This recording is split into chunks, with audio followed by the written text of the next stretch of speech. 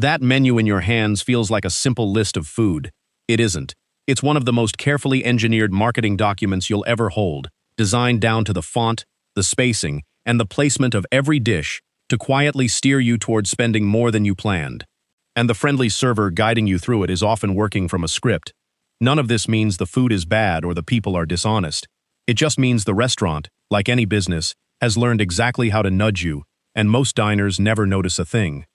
Today, I'll reveal 15 secrets the restaurant industry would rather you didn't know, and how to see through each one. Stay with me, because the secret at number 4 might change how you feel about that fresh salad, and number 1 reframes the entire menu in a way you'll never unsee. Here's the one idea behind all 15. A restaurant makes its money not just on the food, but on your psychology, your emotions, your assumptions, and your reluctance to seem cheap or difficult. Almost every trick works by gently guiding your choices, while letting you believe they were entirely your own. Let's start before you've even walked through the door. Number 15. The outdated online menu. Here's a trick that happens before you even arrive. You look up a restaurant online, check the menu, see prices that seem reasonable, and decide to go. Then you sit down, open the real menu, and the prices are noticeably higher than what you saw. This isn't always a simple oversight. Some restaurants knowingly leave outdated, cheaper menus online, aware that once you've driven over, parked, and been seated, you'll feel committed and unlikely to get up and leave over a few dollars. The lower online price was the bait to get you in the door. By the time you notice, you're already at the table. So check the prices when you arrive, not just online, and never feel trapped by the fact that you've shown up. If the real prices are far from what was advertised, you're always free to walk out. A restaurant counting on your sense of commitment is counting on you not exercising your freedom to leave. And once you're seated, the menu itself goes to work. Number 14. The engineered menu. That menu isn't laid out by chance. Restaurants practice something called menu engineering, and it's backed by real data. They study which dishes are popular and which are profitable, then arrange the whole menu to push you toward the ones that make them the most money. In the industry, dishes get sorted into categories. The ones that are both popular and high profit are called stars, and they get the best placement. Others, popular but low profit, get quietly buried or made less tempting. Where a dish sits on the page, how it's described, and how much visual attention it gets are all deliberate choices designed to guide your eye and your order toward the restaurant's most profitable plates. So slow down and read the whole menu, not just the items that jump out at you. The dishes designed to grab your attention are chosen for the restaurant's benefit, not yours. Decide what you actually want to eat before you let the layout decide for you. And one of their sneakiest layout tricks involves a tiny symbol. Number 13. The vanishing dollar sign. Look closely at an upscale menu and you may notice something missing. The dollar signs. Prices are often written as bare numbers or spelled out in words, with no currency symbol and no neat column of prices lined up down the side. This is deliberate. Studies of menu design have found that when prices are written plainly, without dollar signs, diners tend to spend more. The currency symbol subtly reminds you that you're spending money, which triggers a little pang of caution. Remove it, and the pain of paying fades into the background. And by scattering prices right after each description, instead of lining them up in a column, they stop you from easily scanning for the cheapest option and comparing. So when you notice prices hidden this way, take it as your cue to be more price-aware, not less. Deliberately look at what each dish costs and compare them yourself. The harder a menu makes it to compare prices, the more important it is that you do. And that comparison is exactly what the next trick exploits. Number 12. The decoy dish. Ever notice one strangely expensive item on the menu? Something so pricey you wonder who on earth orders it? Often, nobody's really meant to. It's a decoy, placed there on purpose. Here's the psychology. When a wildly expensive dish sits at the top of a section, it acts as an anchor. Suddenly the dish just below it, still expensive, but less so, looks like a sensible, reasonable choice by comparison. That reasonable option is frequently the one the restaurant most wants to sell. Without the decoy beside it, you might have found it overpriced. Next to the decoy, it feels like a smart middle ground. So don't let one shockingly priced dish reset your sense of what's reasonable. Judge each item against your own budget and hunger, not against the most expensive thing on the page. When you ignore the decoy, the option they were steering you toward often looks a lot less appealing, and some dishes get an even more direct spotlight. Number 11. The boxed item. Scan the menu for anything set apart, an item inside a box, highlighted with a splash of color, marked with a little icon, or given its own illustration or photo. Your eye is drawn to it instantly. That's not an accident, that's the point. These visually emphasized dishes are almost always chosen because they're highly profitable for the restaurant. By framing one in a box or dressing it up with graphics, the menu quietly whispers, "Order this one." Most diners assume the highlighted item is a chef's recommendation or a customer favorite. Often, it's simply the plate with the best profit margin given a spotlight to catch you. So treat a boxed or highlighted dish with a little healthy suspicion. It may be delicious, but it's featured for the restaurant's benefit first. Ask yourself whether you actually want it, or whether your eye was simply led there, and the person taking your order can steer you just as skillfully. Number 10. The server's favorite. Your server smiles and says, "Oh, if I were you, I'd get the such and such. It's my absolute favorite." It feels like honest, friendly, insider advice. Sometimes it is, but sometimes it's a technique. Here's the quiet truth from inside the industry. Servers know that a personal recommendation builds trust and boosts sales, and some will name a pricier dish as their favorite, even if they've never actually tried it.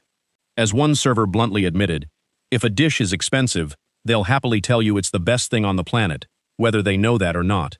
The warmth is genuine. The recommendation may be strategic. So enjoy the suggestion, but take it with a grain of salt, especially if it points you toward one of the priciest plates. If you want a real recommendation, ask a pointed question. What's something here that's both delicious and good value?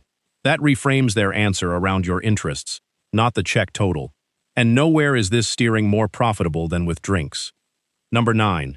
The wine reverse psychology. Here's a clever one, because it works by pretending to save you money. A server mentions an expensive bottle of wine, then quickly adds, "But honestly, this other one is a better value." It sounds like they're looking out for you. For certain diners, it's a trap. The insight is subtle. For someone who doesn't want to appear cheap, especially if they've been flashing a bit of status, being nudged toward the better value wine can backfire on purpose. Many people, not wanting to seem like they need the cheaper option, will choose the more expensive bottle to prove a point. The server's humble better value suggestion quietly pushes a status-conscious customer toward spending more, not less. So make wine and drink choices based on what you actually want to drink and spend, full stop. Don't let pride, or a cleverly worded suggestion, talk you into a pricier bottle just to avoid looking frugal. There's no shame in the value pick, and drinks come with another quiet nudge. Number 8. The second bottle trick. Notice how, when your table's first bottle of wine is running low, the server often asks, "Would you like another bottle?" rather than "another glass." That order of options is deliberate, and it's the drink equivalent of the decoy we talked about. Here's how it works on your brain. When they offer a whole second bottle first, that feels like a lot, maybe too much. So when you decline the bottle and instead order just a glass or two, it feels like restraint, like you're being sensible. But that extra glass may not have been part of your plan at all. By anchoring you to the bigger option, they make the smaller upsell feel like moderation, and you spend more than you intended. So decide how much you actually want to drink before the offer comes, and stick to it. If you're done, you're done. No bottle, no, just one more glass. When you set your own limit in advance, the anchoring trick has nothing to push against, and the upsells don't stop at wine. Number 7. The upsell script. From the moment you sit down, a series of small, friendly questions begins. Can I start you with an appetizer? Would you like to add soup or salad? Make that a large. Save room for dessert. Each one sounds like helpful, attentive service. Together, they're often a trained upselling script. Here's what's happening. Servers are frequently coached, and sometimes financially rewarded, to add on extras at every stage of the meal. Each little "would you like to add" is a practiced prompt designed to grow your check, one small yes at a time. None of it feels pushy, because it's woven into warm, natural conversation. But those add-ons stack up fast into a much bigger bill than the meal you originally imagined. So decide roughly what you want before the questions start, and don't feel obligated to say yes to each prompt. A polite, "No thank you, just the main for now," is all it takes. You can always order more later if you're genuinely still hungry. And one item on the menu is quietly built around leftovers. Number 6. The special clear-out. The daily special sounds exciting, a unique creation, the chef's inspired dish of the day. And sometimes it genuinely is. But one of the oldest secrets in the industry is that the special is frequently something else entirely, an inventory clear-out. Here's the reality. Restaurants hate waste, and ingredients that are approaching the end of their freshness need to be used quickly. So the special is often a clever way to sell off food that's about to expire, disguised as a limited-time treat. It's not necessarily unsafe. Kitchens use ingredients before they turn, but you may be paying a premium price for what's essentially the kitchen emptying its refrigerator. So when a server pitches the special, it's fair to ask what's in it and, gently, why it's featured today. Order it because it genuinely appeals to you, not because special makes it sound rare and exciting.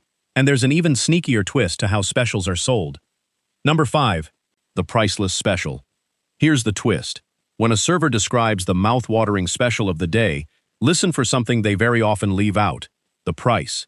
They'll paint a vivid picture of the dish, but conveniently skip mentioning what it costs. This omission is powerful. Because the special was described so temptingly and personally, most diners feel awkward interrupting to ask the price. It seems rude or cheap, so they order it blind. And that special is frequently one of the most expensive things you'll be served that night, sometimes well above the regular menu prices, a fact you only discover when the bill arrives. So make it a simple habit. Whenever a special is offered without a price, just ask, "And how much is that?" There's nothing rude about it, it's your money. A server who describes a dish glowingly but goes quiet on the cost is relying on your politeness to keep you from checking. And politeness is exactly what the next few secrets play on, starting with freshness. Number 4. The not-so-fresh salad. Here's the one I promised. That crisp, healthy-looking salad you ordered, freshly tossed just for you? Maybe not. In some restaurants, salads are prepared well in advance, sometimes days ahead, and stored in the refrigerator waiting for orders. According to industry insiders, at certain places, salads were plated up to 3 days earlier, sitting on trays among hundreds of others, then simply grabbed, dressed, and handed over when you ordered.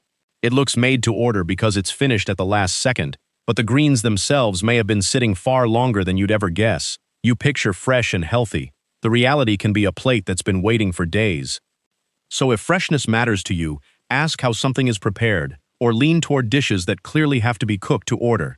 You're paying for quality, and it's fair to know what you're actually getting. And freshly made isn't the only word that deserves a second look. Number 3.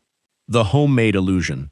The words homemade and house-made appear all over menus, and they make you feel good, conjuring images of a cook lovingly preparing something from scratch in the back.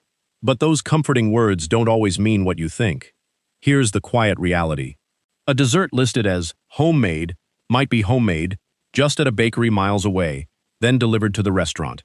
Salad dressings advertised as house-made are sometimes bought by the gallon, then jazzed up with a few extra ingredients, a crumble of cheese, a pinch of herbs, and rebranded as the restaurant's own. The language paints a picture of scratch cooking that the kitchen may not actually be doing. So take cozy words like homemade as marketing, not a guarantee. If it matters to you, ask how a dish is really made. You may be paying a premium for a story about craftsmanship that doesn't fully match what's on your plate. And timing plays its own trick on your food. Number 2. The heat lamp gamble. There's a rule in most kitchens for how long cooked food can sit under the heat lamps before it must be tossed. Here's the insider's secret. That rule is very often ignored, especially when the restaurant isn't busy. Think about when you eat. During the lunch or dinner rush, food moves fast, cooked and served within minutes. But if you dine at an off-peak hour, a late afternoon, a slow evening, there's a real chance that what you're served has been sitting under a warming lamp far longer than it should. It may have been prepared during the previous rush and simply held, quietly drying out, until your order came in. You assume fresh off the stove. It might be reheated patience. So if you can, aim to eat when a restaurant is naturally busy, when the food is turning over quickly and is most likely fresh. And if something arrives looking tired or lukewarm, you're well within your rights to send it back. Which brings us to the single biggest secret of all. Number 1. The menu is an advertisement. Here it is, the truth that ties every other secret together. You've been thinking of the menu as a neutral list of what's available. It isn't. From top to bottom, the menu is an advertisement, a finely tuned sales tool engineered to guide your choices and grow your bill while letting you feel completely in control. Look back at everything we've covered: the layout that steers your eye, the vanishing dollar signs that dull your caution, the decoys and boxes that make certain dishes irresistible, the specials that hide their price and their purpose. Every element is a deliberate design choice, backed by data and psychology, built to make you spend a little more than you meant to.